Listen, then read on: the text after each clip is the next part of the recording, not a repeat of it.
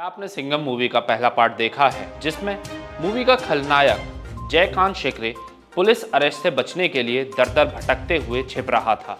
कुछ ऐसा ही देखने को मिला है कल झारखंड सीएम हेमंत सोरेन के साथ, जब कल पूरे दिन एनफोर्समेंट डायरेक्टरेट यानी ईडी के साथ लुका छुपी का खेल खेलते नजर आए।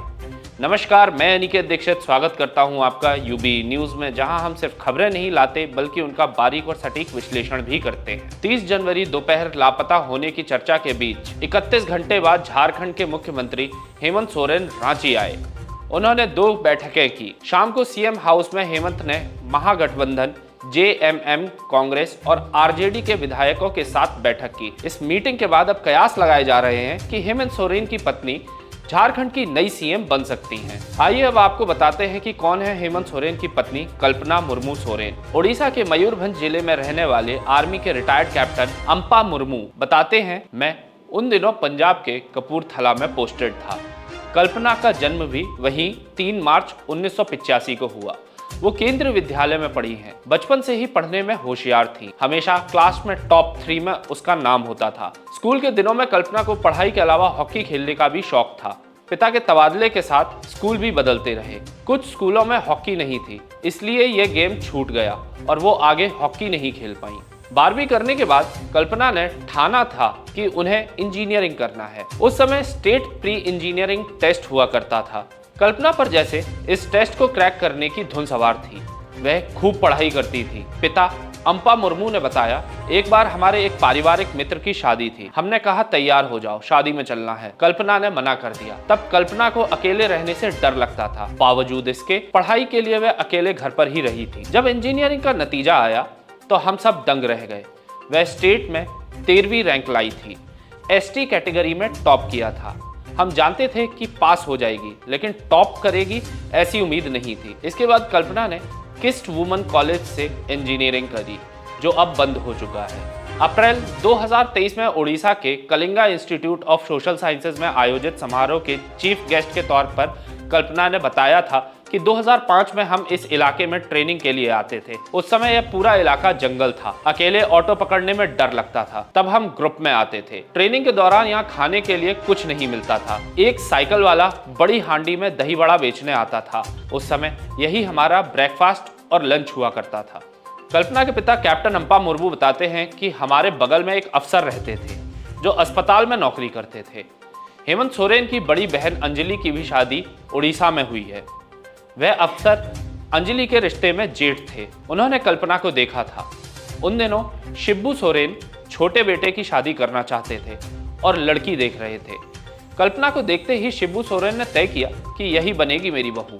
अफसर ने शिब्बू सोरेन को बताया कि मेरी नज़र में एक लड़की है, वो हेमंत के लिए सही रहेगी। इस दौरान शिब्बू सोरेन का इसी इलाके में एक शादी समारोह में आना हुआ। उनके साथ हेमंत और बड़े बेटे दुर्गा भी थे। कैप्टन अंपा मुर्मू परिवार सहित शादी में मौजूद थे। वहां कल्पना को देखा और पहली नजर में ही शिब्बू सोरेन ने उनको अपनी बहू के रूप में चुन लिया। हेमंत सोरेन और बाकी लोगों को भी लड़की पसंद आ गई। इसके बाद दोनों परिवार के बीच बातचीत और 7 फरवरी 2006 को कल्पना और हेमंत की शादी हो गई। मयूरभंज में कलिंगा न्यूज चैनल के ब्यूरो चीफ सत्यजीत सोम उस शादी में बतौर मेहमान गए थे। सत्यजीत बताते हैं कि वह इस इलाके की सबसे शानदार शादियों में से एक थी। सैकड़ों गाड़ियां पहुंची थी। गाड़ियों के लिए पार्किंग और सुरक्षा का इंतजाम किया गया था।